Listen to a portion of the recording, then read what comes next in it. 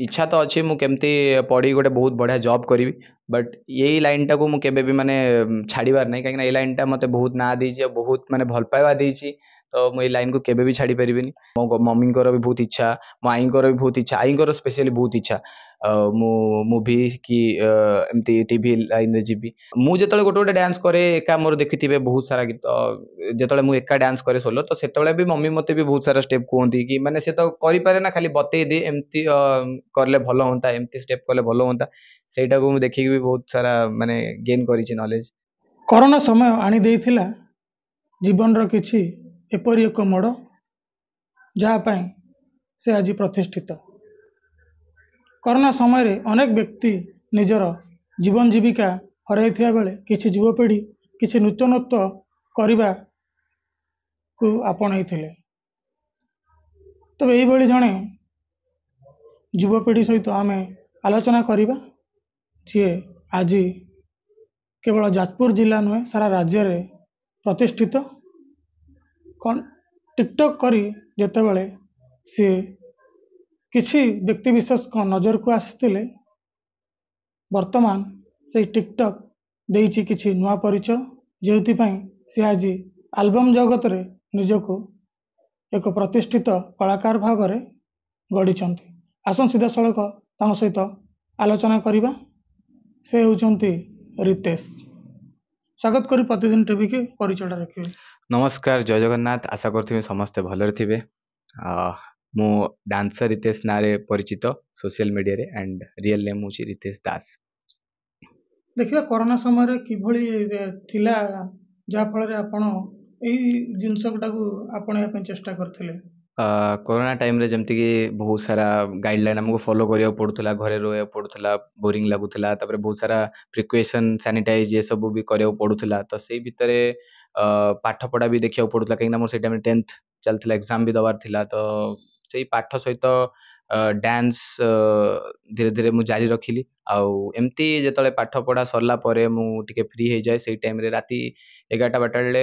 माने पाठ पढ़ा सरिबो फ्री हो जिबी टिके गोटे दिटा वीडियो मु करि दिए आउ पोस्ट कर दिए टिकटॉक टाइम रे तो सेई टाइम रे धीरे धीरे वीडियोस रे वायरल हवा को लागिला। टिकटॉक यूट्यूब रो केबे आइडिया केबे आसिला। टिकटॉक जब बैन हैला तापरे यूट्यूब रो आइडिया आसला नले सेई टाइम रे टिकटॉक जेतले मु चलाउतली सेटा यूट्यूब भी नथिला मोर कि इंस्टा भी नथिला। भाभी जो यूट्यूब रो अर्निंग सोर्सेस किछि आसे बोले सेमति भाभी कि यूट्यूब करथिले ना इबला निज प्रतिभा को परिचित करिया पई नहीं सेमती किछ नहीं मु फर्स्ट टिकटॉक जेतले कॉलेज जेतले मो अर्निंग टाइम आसिला जेतले मु अर्निंग करिया जाइतानी टिकटॉक रे 1 मिलियन प्लस फॉलोअर्स जाइतला ओडिसा रे तो जेतले मु भाबिली माने मोर अर्निंग टाइम आसिला तो सेई टाइम रे टिकटॉक बैन हो गेला बहुत दुख सेई टाइम रे थिले घरे भी सब दुख करथिले मु भी दुख करथिली तो फिर घरे माने इनकरेज कले कि छाड़ जा गला गला नुआ किछि ट्राई कर ये से मो भाई भी मते बहुत एनकरेज कला तापर मु यूट्यूब रे आईडी खोलिली आउ इंस्टा रे भी आईडी खोलिली यूट्यूब रे मु धीरे धीरे गोटे गोटे मिनिट डांस करिकी अपलोड कर दिए तो मते किछि नॉलेज नथला यूट्यूब विषय तापर मु धीरे धीरे गोटे कवर सॉन्ग करली ओवल मा सॉन्ग रे यूट्यूब रे मो निजो चैनल पे सेटा 3.4 मिलियन व्यू पड़ेला तो सेठू मो चैनल मोनेटाइज भी हेगला तो मु मते बहुत सारा लोक कहले आउ जति कि माने चिना परिचय जति भी बहुत सारा थिले तो से मते कहले कि तू गोटे काम कर म्यूजिक वीडियो निजर गोटे किछि क्रिएट कर निजो गीत गीत गीत किछि निजर क्रिएट कर पक्का बढ़िया चलिबो तो मु धीरे धीरे से करिया लागली Chandramukhi more first music video थिला पकेइली हाइलाइट हेगला से गीत। ଯେତେବେଳେ କରୋନା ସମୟରେ ଅର୍ଥର ଘୋର ଅଭାବ ଯେତେବେଳେ ଆପଣଙ୍କ ମନିଟାଇଜେସନ ହେଲା ଯେତେବେଳେ ଫାଷ୍ଟ ଟାଇମ ମନି ଆପଣଙ୍କ ଆକାଉଣ୍ଟକୁ ଆସିଲା ସେତେବେଳେ କିଭଳି ଅନୁଭବ କରିଥିଲେ କେତେ କଣ ପରିମାଣରେ ମନିଟାଇଜେସନ ହେଇଥିଲା। से यूट्यूब रु तो मोर एते किछि खास इनकम हुएनी मोर जेतले सेई टाइम रे मोर टिकी ऐप रे गोटे कॉन्ट्रैक्ट साइन हेतला एठी देखि पड़थले टिकी ऐप एप्लीकेशन तो एठी मोर कॉन्ट्रैक्ट साइन हेतला फर्स्ट गोटे 1 ईयर पई तो सेइथरे बहुत भलो इनकम आसुथिला तापरे बहुत सारा माने ठीक ठाक कंडीशन माने जति कि माने आगुरु प्रॉब्लम थिला बहुत सारा बहुत माने फास्ट पेमेंट तो जे भी देखियो तो बहुत खुशी लागि ऑब्वियसली मते बहुत खुशी लागिला से टाइम रे। ଯେତେବେଳେ ୟୁଟ୍ୟୁବର ଆପଣଙ୍କୁ ମିଳିଥିଲା ଯେଉଁ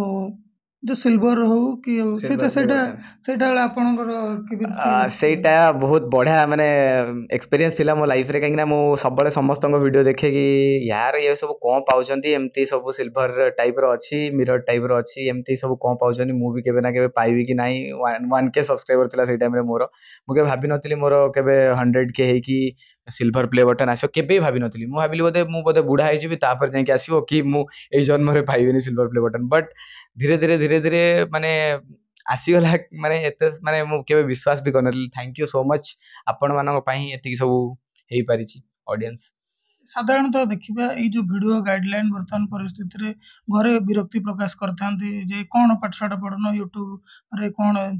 ଚଲେଇଛ ଘରେ କିଭଳି ଭାବରେ ସପୋର୍ଟ ନାଇଁ ଘରେ ମତେ ମୋ ମମି ବହୁତ ସପୋର୍ଟ କରନ୍ତି ଭିଡ଼ିଓ ଲାଇନରେ ଆଣ୍ଡ ପାଠ ପଢା ପାଇଁ ବି ଦିଟାରେ ସେ ଚାହେଁକି ପାଠଟା ଟୁ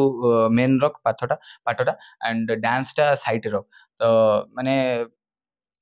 ଏପଟେ ମାନେ ତୋ ଇଣ୍ଟରେଷ୍ଟ ଅଧିକ ଦେ ପାଠ ଉପରେ ଡ୍ୟାନ୍ସ ମାନେ ତାକୁ ରଖିଚାଲ ତା ସହିତ କରିଚାଲ ସେ ପ୍ରତିଭାଟାକୁ ତୁ ମାନେ ୱେଷ୍ଟ କରନି ତୋର ଅଛି ତୁ କରିଚାଲ ତ ନିଜର ଆପଣଙ୍କର କ'ଣ ଆଲବମ ଚ୍ୟାନେଲ ଅଛି ଯୋଉଥିରେ ଆଲବମ୍ ମୋର ତ ସେଇ ମେନ୍ ଇନଷ୍ଟା ସରି ୟୁଟ୍ୟୁବ ଆଇଡି ଡ୍ୟାନ୍ସର ରିତେଶ ସେଇଥିରେ ଆଗରୁ ପକଉଥିଲି ବଟ୍ ଏବେ ମୁଁ ଆଉ ଆଲବମ୍ କିଛି ପକଉନି ସର୍ଟସ୍ ଭିଡ଼ିଓ ବେଶୀ ପକଉଛି ଆଲବମ୍ ମୋତେ ଯୋଉଟା ଅଫର୍ ମିଳୁଛି ମୁଁ କରୁଛି ମୋର ସବୁ କୁଲ୍ ମିଶାଇ ଦେଲେ 25+ ହେଇଗଲାଣି ମ୍ୟୁଜିକ୍ ଭିଡ଼ିଓସ୍ ଏବେ ଗୋଟେ ହାଇଲାଇଟ୍ ହେଉଛି ଟିକିଲି ସଙ୍ଗ ଯୋଉଟାକି ବହୁତ ଭାଇରାଲ୍ ହେଉଛି ଏବେ ୟୁଟ୍ୟୁବ ଆଣ୍ଡ ଇନଷ୍ଟାରେ ଆଉ ଥ୍ୟାଙ୍କ ୟୁ ସୋ ମଚ୍ ସେତିକି ଭଲ ପାଇବା ଦେଇଛନ୍ତି ମୋତେ ସେଇ ଗୀତରେ ଆଉ ଆଶା କରୁଛି ଆଉ ଆଗକୁ ବି ବହୁତ ବଢ଼ିଆ ବଢ଼ିଆ ମ୍ୟୁଜିକ୍ ଭିଡ଼ିଓ ଆସୁଛି କେବେ ଅଫର ମିଳିଲା ଭୁବନେଶ୍ୱର ଯିବା ପାଇଁ ଫାଷ୍ଟ ମୋତେ ଅଫର୍ ମିଳିଲା ଫାଷ୍ଟ ଯେତେବେଳେ ମୋ ଚନ୍ଦ୍ରମୁଖୀ ଗୀତ ହାଇଲାଇଟ୍ ହେଲା ସେଇ କୋରୋନା ଟାଇମ୍ରେ ଚନ୍ଦ୍ରମୁଖୀ ଗୀତ କୋରୋନା ପରେ ତ କୋରୋନା ଟାଇମ୍ରେ ତ ସୁଟିଂ ଆଲାଉ ନଥିଲା ଆଲବମ୍ ଫାଲବମ୍ କୋରୋନା ପରେ କୋରୋନା ଟାଇମ୍ରେ ମୁଁ ଟିକଟକ୍ରେ ଆମର ଟିକେ ଫଲୋଅର୍ସ ବଢ଼ିଗଲା ତାପରେ ଆଲବମ୍ ଅଫର୍ ଆଇଲା ମୁଁ ଚନ୍ଦ୍ରମୁଖୀ ପରେ ଆଲବମ୍ ଅଫର୍ ଆଇଲା ତାପରେ ମୁଁ ଭୁବନେଶ୍ୱର ଗଲି ତାପରେ ଗୋଟେ ଦୁଇଟା ଗୀତ କଲି ତାପରେ ସେଗୁଡ଼ା ବି ହାଇଲାଇଟ୍ ହେଲା ଧୀରେ ଧୀରେ ଚାଲିଲା ଆଉ କେବଳ ଏଇ ଟିକଟକ୍ ୟୁଟ୍ୟୁବରେ ନାହିଁ ଆଗକୁ କ'ଣ ଲକ୍ଷ୍ୟ ରଖିଛନ୍ତି କଳାକାର ଏବେ ଇନଷ୍ଟାଗ୍ରାମ ବି ମୋର ଚାଲିଛି ଏବେ ତ ଇନଷ୍ଟାଗ୍ରାମ ମେନ୍ ଅଛି ନା ମୋର ଇଚ୍ଛା ତ ଅଛି ମୁଁ କେମିତି ପଢ଼ି ଗୋଟେ ବହୁତ ବଢ଼ିଆ ଜବ୍ କରିବି ବଟ୍ ଏଇ ଲାଇନ୍ଟାକୁ ମୁଁ କେବେ ବି ମାନେ ଛାଡ଼ିବାର ନାହିଁ କାହିଁକିନା ଏଇ ଲାଇନ୍ଟା ମୋତେ ବହୁତ ନାଁ ଦେଇଛି ଆଉ ବହୁତ ମାନେ ଭଲ ପାଇବା ଦେଇଛି ତ ମୁଁ ଏଇ ଲାଇନ୍କୁ କେବେ ବି ଛାଡ଼ି ପାରିବିନି ଏଇ ଲାଇନ୍ଟା ବି ରହିବ ମୋ ସହିତ ତା ସହିତ ପାଠପଢ଼ା ବି ଚାଲିବ କେବେ ମୁଭି ଆଉ ଫିଲ୍ମର ହିରୋ ହେବା ପାଇଁ ସ୍ୱପ୍ନ ରଖିଛନ୍ତି ସେଇଟା ତ ମୁଁ କହିପାରିବିନି ବଟ୍ ଇଚ୍ଛା ତ ସମସ୍ତଙ୍କର ଅଛି ମୋର ବି ତ ବହୁତ ଇଚ୍ଛା ମୋ ମମିଙ୍କର ବି ବହୁତ ଇଚ୍ଛା ମୋ ଆଈଙ୍କର ବି ବହୁତ ଇଚ୍ଛା ଆଈଙ୍କର ସ୍ପେଶିଆଲି ବହୁତ ଇଚ୍ଛା ମୁଁ ମୁଭି କି ଏମିତି ଟିଭି ଲାଇନ୍ରେ ଯିବି ଦେଖାଯାଉ କେତେ ହେଇପାରୁଛି କି ନାହିଁ କେମିତି ମୁଁ ଫାଷ୍ଟ ଷ୍ଟାର୍ଟିଂରେ ତ ମୁଁ ଭାବିନଥିଲି ମୁଁ ସିଲଭର ପ୍ଲେ ବଟନ୍ ପାଇବି କି ମୁଁ ଏତିକି ଫଲୋଅର୍ସ କରିବି ଯଦି ସେଗୁଡ଼ା ଧୀରେ ଧୀରେ ହେଇପାରୁଛି ତ ଅବଭିୟସଲି ହେଇପାରିବ ଦେଖିବା ସାଧାରଣତଃ ବର୍ତ୍ତମାନ ସୋସିଆଲ ମିଡ଼ିଆରେ ଯେଉଁ ଅଶାଳୀନ ଭିଡ଼ିଓ ସବୁ ପୋଷ୍ଟ ହେଉଛି ଲୋକମାନେ ଭିଉର୍ସ ନେବା ପାଇଁ ନେକେଡ୍ ଯେଉଁ ଭିଡ଼ିଓ ସବୁ ଅପଲୋଡ଼ କରୁଛନ୍ତି ସାଧାରଣତଃ ଏଇସବୁ ନେକେଡ୍ ଭିଡ଼ିଓ ଦ୍ୱାରା ନିଜର ୟାର୍ନିଂ ବଢ଼ିବା ପାଇଁ ଯୁବପିଢ଼ି ଇଚ୍ଛା ପ୍ରକାଶ କରିବା କଥା ନା ବର୍ତ୍ତମାନ ନିଜ ପ୍ରତିଭାର ଯାହା ଅଛି ତାକୁ ପରିଚିତ କରି ଲୋକମାନଙ୍କ ମଧ୍ୟରେ ସେୟାର୍ସ ଫଲୋଅର୍ସ ବଢ଼ିବାକୁ ଆପଣ ଭାବୁଛନ୍ତି ମୁଁ ତ ସେ ବିଷୟରେ କିଛି ନଲେଜ ନାହିଁ ଯେ କି ମାନେ ମୋ ସେମିତି କିଛି ଭିଡ଼ିଓ କେବେ ଆଜି ପର୍ଯ୍ୟନ୍ତ ମୋ ଏଥିରେ କି ଫରିରେ କି କେବେ ଆସିନି ସେଗୁଡ଼ା ମୁଁ ତ କେବେ ଜାଣିନି ସେସବୁ ବଟ୍ ମୁଁ ତ ସବୁବେଳେ ଭଲକୁ ହିଁ ଆପଣେଇ ଆଇଛି ଆଉ ମୋର ଯୋଉଟା ମୋର ଟ୍ୟାଲେଣ୍ଟ ଅଛି ମୁଁ ସେଇଟାକୁ ହିଁ ସୋକେସ୍ କରୁଛି ତ ମୁଁ ସମସ୍ତଙ୍କୁ ରିକ୍ୱେଷ୍ଟ କରୁଛି ଯୋଉଟା ଆପଣଙ୍କ ଟ୍ୟାଲେଣ୍ଟ ସେଇଟା ହିଁ ଶୋ କରନ୍ତୁ ଯେମିତିକି ଆପଣ ଗୀତ ଭଲ ଗାଉଛନ୍ତି ଗୀତ ଗାଆନ୍ତୁ ଡ୍ୟାନ୍ସ ଭଲ କରୁଛନ୍ତି ଡ୍ୟାନ୍ସ କରନ୍ତୁ ଏହା ହିଁ କରିଚାଲନ୍ତୁ ଧୀରେ ଧୀରେ ଧୀର ପାଣି ପଥର କାଟେ ଯୋଉଟା କଥାରେ ଅଛି ଯେଉଁମାନେ ବର୍ତ୍ତମାନ ନୂତନ ଭାବରେ ୟୁଟ୍ୟୁବ ଜଗତକୁ ଆସୁଛନ୍ତି ବା ସୋସିଆଲ ମିଡ଼ିଆରେ ନୂଆକୁ ଆସୁଛନ୍ତି ତାଙ୍କ ପାଇଁ କ'ଣ ବାର୍ତ୍ତା ରହିବ ଯୁବପିଢ଼ି ପାଇଁ ଯେଉଁମାନେ ନୂଆକୁ କରୁଛନ୍ତି ଭିଡ଼ିଓ ଭିଡ଼ିଓ ମୁଁ ରିଲ୍ସ ଫିଲ୍ସ ମୁଁ ତାଙ୍କୁ ଏତିକି କହିବି ଫାଷ୍ଟ ପାଠ ଉପରେ ଧ୍ୟାନ ଦିଅ ଫାଷ୍ଟ ପାଠ ଉପରେ ଧ୍ୟାନ ଦେଇକି କ୍ୟାରିୟର ଉପରେ ଧ୍ୟାନ ଦିଅ ତାପରେ କେବେ କେବେ ଯେତେବେଳେ ଫ୍ରି ମିଳୁଛି ନିଜ ଟ୍ୟାଲେଣ୍ଟ ଉପରେ ଫୋକସ୍ କର କେବେ କେବେ ଫ୍ରି ମିଳୁଛି ରିଲ୍ସ କର ଭଲ କଣ୍ଟେଣ୍ଟ କର ବହୁତ ହଟକେ ବାଲା କଣ୍ଟେଣ୍ଟ କର ଯେମିତିକି ମାନେ କପି କଣ୍ଟେଣ୍ଟ ନୁହେଁ କି ଇଏ ନୁହେଁ ମାନେ ନିଜକୁ ଗୋଟେ ୟୁନିକ୍ କରିକି ଦେଖାଅ ମାନେ ଯେମିତିକି କିଏ ସେଇଭଳିଆ ଜିନିଷ କରିନଥିବେ ସେଇ ଟାଇପ୍ର ୟୁନିକ୍ କଣ୍ଟେଣ୍ଟ କର କିନ୍ତୁ ଆଗେ ପାଠଟାକୁ ଧ୍ୟାନ ଦିଅ ପ୍ଲିଜ୍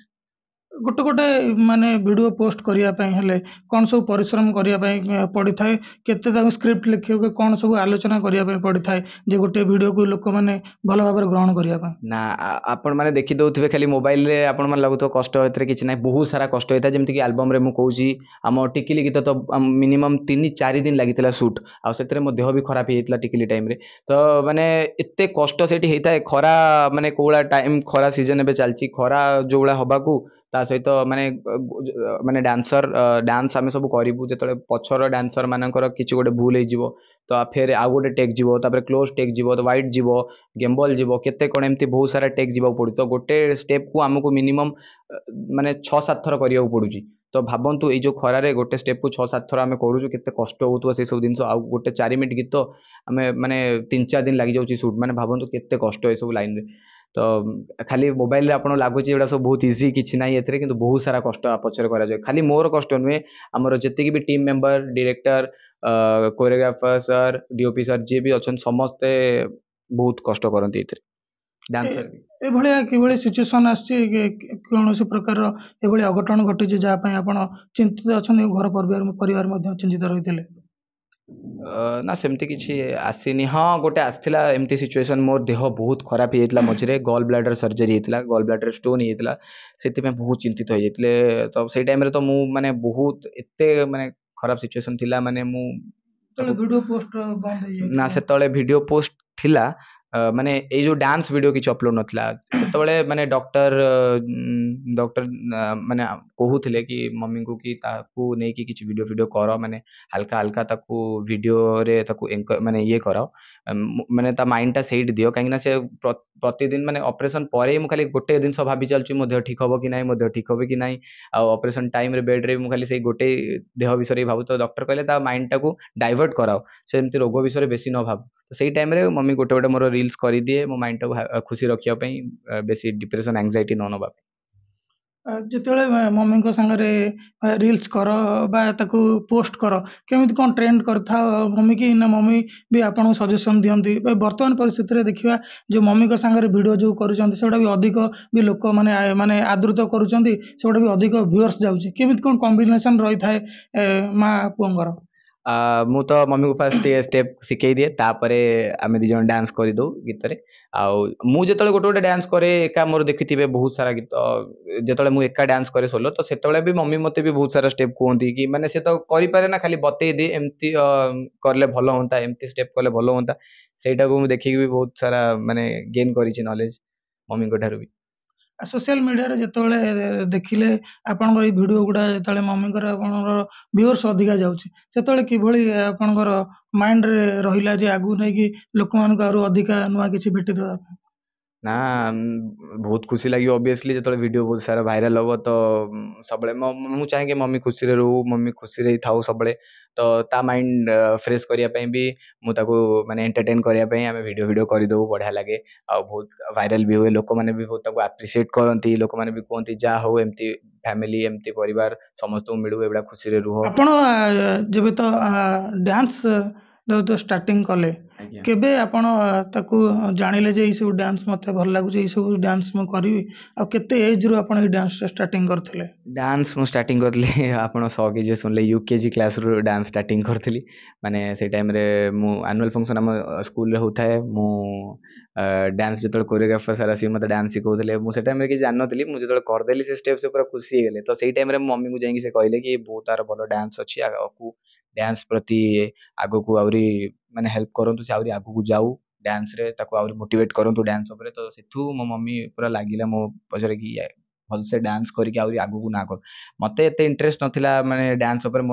ମୋତେ ସତ କଥା କହିଲେ ମୋତେ କ୍ରିକେଟ୍ ଖେଳିବାକୁ ବହୁତ ବଢ଼ିଆ ଲାଗେ। କିନ୍ତୁ ମୋର ମାନେ ମୋ ମମି ମୋତେ ଡ୍ୟାନ୍ସ ପ୍ରତି ଟିକେ ଧ୍ୟାନ, ମାନେ ଯେତେବେଳେ ମୋତେ ବହୁତ ମୋଟିଭେଟ୍ କଲେ, ତାପରେ ମୁଁ ଦେଖିଲି କି ନା ସେ ଠିକ୍ ଥିଲା, ମୁଁ ହିଁ ଭୁଲ ଥିଲି। ଡାଇଲଗ୍ ଡେଲିଭରି କେବଳ ଡ୍ୟାନ୍ସ ନା ଅନ୍ୟ କୌଣସି ଡାଇଲଗ୍ ଡେଲିଭରି ବି ଆପଣ? ନା ଇନଷ୍ଟାରେ ବହୁତ ସାରା ଡାଇଲଗ୍ କହିକି ଛାଡ଼ୁଛି, ଆପଣମାନେ ଦେଖିପାରୁଥିବେ ସେଇ ଟାଇପ୍ରେ।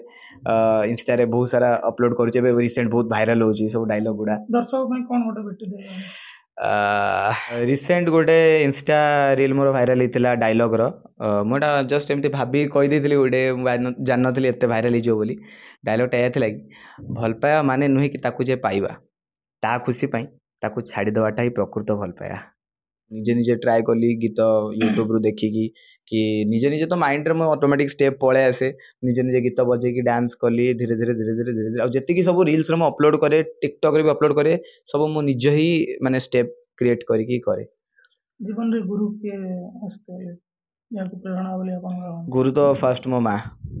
କ'ଣ ସ୍ୱପ୍ନ ରଖିଛନ୍ତି ଆଗକୁ? ଆଗକୁ ତ ଏଇଆ ହିଁ ସ୍ୱପ୍ନ, କେମିତି ପାଠ ପଢ଼ି ଗୋଟେ ଭଲ ଜବ୍ କରିବି, ତାପରେ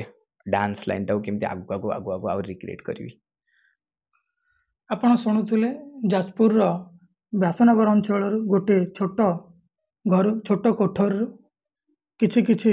ଭିଡ଼ିଓ କରି ପ୍ରଥମେ ଟିକଟକ୍ରେ ପ୍ରତିଷ୍ଠିତ, ତାପରେ ୟୁଟ୍ୟୁବ୍ ଚ୍ୟାନେଲରେ ଏବଂ ଆଲବମ୍ ଜଗତରେ ଧୁମ୍ ମଚେଇଛନ୍ତି ରିତେଶ ମହାପୁଅଙ୍କର ଯୋଡ଼ି। ଏତେ ପ୍ରକାରର ଲୋକମାନେ ଭଲ ପାଇବା ଦେଇଛନ୍ତି ଯାହାଫଳରେ ସିଏ ଆଗକୁ ବଢ଼ି ଚାଲିଛନ୍ତି।